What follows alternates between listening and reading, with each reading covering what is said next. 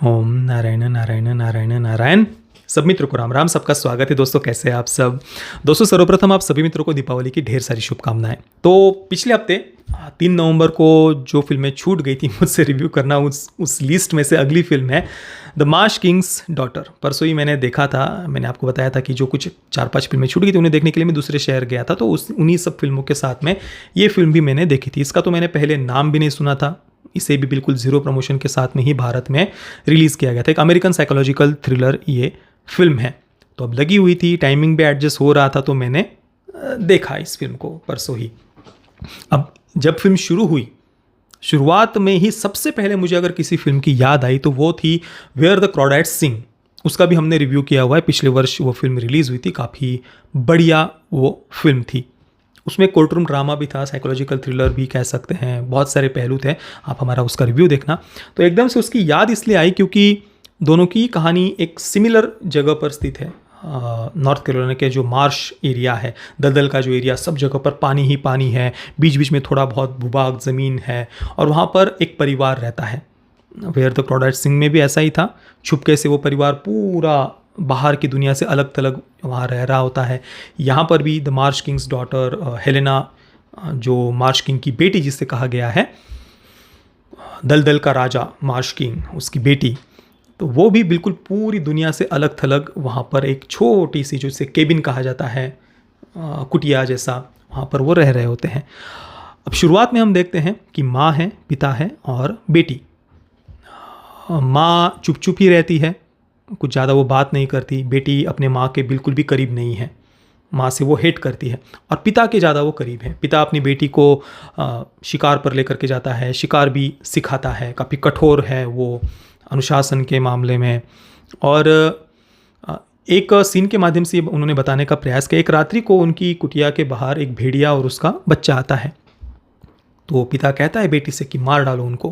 तो बेटी को संकोच होता है कि नहीं, वो तो छोटा सा बच्चा है भेड़िए का, उसको क्यों मारना। पर पिता कहता है कि किसी भी कीमत पर परिवार की रक्षा करना, इसे सर्वोपरि हमेशा रखना। तो पिता वहाँ पर उस भेड़िए को और उसके बच्चे को वो मार देता है। तब तक भी हम ये समझने का प्रयास कर रहे होते हैं कि भाई क्या चल रहा है। मतलब माँ है, वो चुप चुप रह रही है, तो इतना तो अंदाज़ा आ जाता है कि पति के अत्याचारों से उसे पीड़ित दिखाया होगा। हालांकि खुलकर तब तक कुछ नहीं दिखाया था, पर उतना अंदाज़ा आ जाता है। दूसरी तरफ जो पिता का कैरेक्टर है उसको भी हम समझने का प्रयास कर रहे होते हैं कि भाई ये बेटी को सिखा रहा है, शिकार पर ले जा रहा है, हो क्या रहा है भाई, चल क्या रहा है, दुनिया से पूर्व बाहर की दुनिया से बिल्कुल ये अलग थलग है। और जो हेलेना है, उसका जन्म भी उसी जगह पर, उस दलदल के क्षेत्र में ही हुआ था। उसने बाहर की दुनिया बिल्कुल भी तब तक नहीं देखी होती। अब उसके तुरंत बाद थोड़ी थोड़ी बातें क्लियर होने लग जाती है। एक व्यक्ति वहाँ पर घूमते घूमते भटक जाता है उसी जंगल जैसे क्षेत्र में, और वो इनके केबिन के बाहर आता है। जैसे ही वो आता है, उसके पास वो गाड़ी होती है, छोटी सी 3 व्हीलर टाइप, जो जंगल में घूमने के लिए, सफारी वगैरह के लिए यूज़ की जाती है। तो माँ तुरंत अपनी बेटी को वहाँ से खींच कर वो उस व्यक्ति की गाड़ी में बैठती और कहती कि हमें ले चलो यहाँ से। उस समय जो हेलेना का पिता है वो बाहर गया हुआ होता है, और जैसे तैसे करके माँ अपनी बेटी को लेकर वहाँ से भागने में सफल हो जाती है। पिता वहाँ पर वो जो जिसकी वो गाड़ी होती है, जो घूमने भटक गया था वो जो व्यक्ति, उसकी हत्या कर देता है, और माँ अपनी बेटी को लेकर के वहाँ से निकल जाती है। वहाँ पर क्लियर हो जाता है कि भाई जो पिता का कैरेक्टर है वो नेगेटिव है। उसने उसकी पत्नी को वहाँ पर सारी दुनिया से अलग करके वहाँ पर रखा था। पत्नी पर वो अत्याचार करता था। हालांकि बेटी के साथ ऐसा कोई अत्याचार करते हुए उसे नहीं दिखाया था। अब जब वे बाहर आ जाते हैं, पुलिस के पास आते हैं, उसके बाद फिल्म सीधे 20 वर्ष आगे चली जाती है। हेलेना अभी बड़ी हो गई है, उसका विवाह भी हो गया है, उसकी छोटी सी बेटी है, और उसने अपने पति को अपने पास्ट के बारे में कुछ भी नहीं बताया। उसके पिता को पुलिस ने अरेस्ट कर लिया था, अभी भी वो जेल में था। अब उसके बाद में आगे क्या होगा ये जानने के लिए आपको फिल्म देखनी पड़ेगी। अब देखिए, इस फिल्म की जो कहानी है, कुछ बहुत नया ये फिल्म हमें ऐसा कुछ नहीं देती है, पर जो सबसे ज़्यादा बात जो इस फिल्म में हमें प्रभावित करती है वो है इसकी सिनेमेटोग्राफी, एडिटिंग और साउंड डिज़ाइन। मतलब शुरुआत का ही जो सीन है ना, वो देखकर ही एकदम से आपका सारा ध्यान बस सिनेमेटोग्राफी, कैमरा एंगल्स, एडिटिंग और साउंड डिज़ाइन पर ही पूरी फिल्म में रहेगा। इतनी ज़्यादा सुंदर फिल्म लगती है। कुछ अलग क्रिएटिव उन्होंने करने का प्रयास किया है। अगर एक बहुत ही ज़्यादा एक्सेलेंट, सर्वोत्कृष्ट ऐसी सिनेमेटोग्राफी, साउंड डिज़ाइन और एडिटिंग क्या होती है ये आपको जानना है, देखना है, तो द मार्श किंग्स डॉटर आप देखिए। बाकी कहानी में ऐसा कुछ नया या अलग नहीं था और साथ में ही कुछ बहुत एंगेजिंग भी फिल्म की कहानी नहीं थी। कई जगहों पर फिल्म खींची हुई हमें लगती है।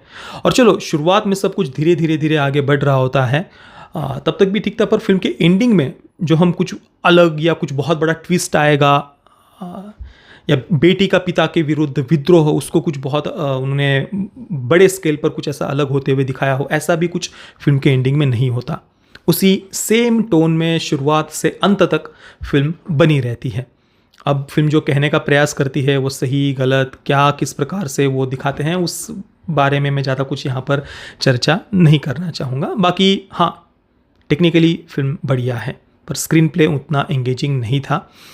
तो मैं द मार्श किंग्स डॉटर को दूंगा 6 out of 10 stars. Parental guidance की बात करें तो फिल्म में कोई सेक्स न्यूडिटी नहीं है, कोई खास ऐसा वायलेंस नहीं है, जो कि वायलेंस वैसे इस फिल्म में थोड़ा सा होना चाहिए था। जिस प्रकार का फिल्म का जोनरा है, सेकंड हाफ में जाने के बाद में फिल्म थोड़ा सा एक उसको हॉरर टच देने का भी प्रयास किया है। जब हेलेना अपनी बेटी की सुरक्षा को लेकर चिंतित होती है, अपने ही घर में जिस प्रकार से वो डरती है कि कहीं पर कोई है तो नहीं, कहीं पर उसका पिता वापस तो नहीं आ गया, बेटी के जीवन को कोई ऐसा खतरा तो वहाँ पर नहीं है। तो वो जो कुछ सीन्स है वो थोड़े हमें डराते भी है वहाँ पर कहीं पर भी फिल्म हमें सरप्राइज नहीं कर पाती है। जो चल रहा है बस वो चलते जाता है और हम फिल्म देखते जाते हैं। हाँ, दिखने में फिल्म बहुत सुंदर थी। बाकी आपने अगर इस फिल्म को देखा है या आगे भी कभी आप फिर इस फिल्म को देखेंगे तो आपका अनुभव कैसा रहा, मुझे अपने कमेंट में अवश्य बताना। ये वीडियो देखने के लिए आप सभी मित्रों का बहुत बहुत धन्यवाद। जय श्री राम, वंदे मातरम।